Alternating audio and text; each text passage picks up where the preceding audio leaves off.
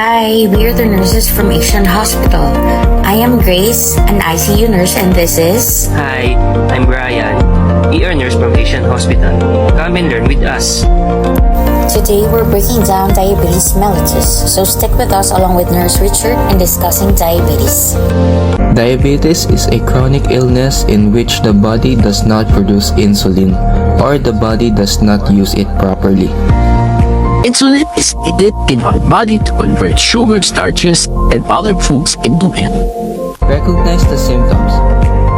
It is important to recognize the behaviors and signs of high and low blood sugar levels, and recognizing the symptoms, hypoglycemia or low blood sugar can present with sudden change in behavior, such as lethargy, confusion, incoordination, irritability, and nervousness.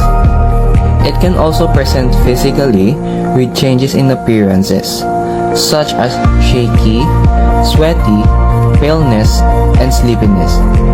With complaints of headache and weakness, more severe symptoms are inability to swallow, seizures, or unconsciousness.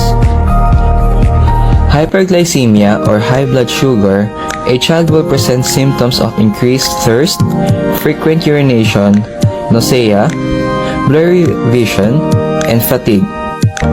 For pathobasics, as you know, blood sugar naturally increases when we eat. The pancreas releases insulin from the beta cells and also enzymes to help break down food for fuel.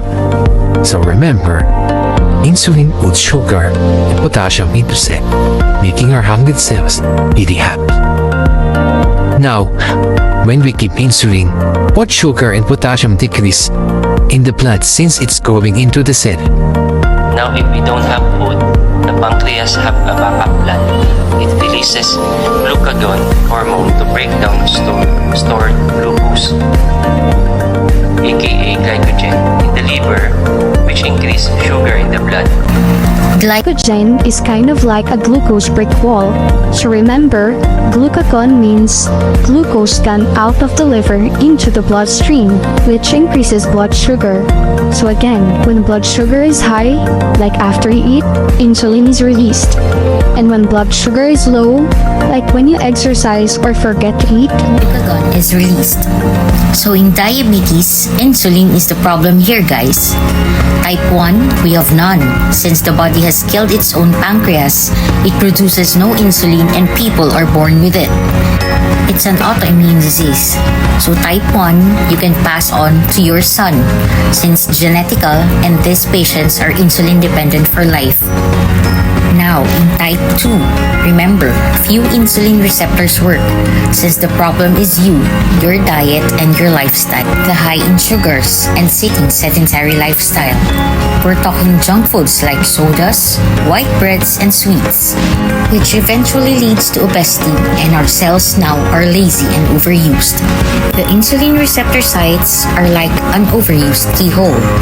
They basically been worn out, and now just ignore the insulin.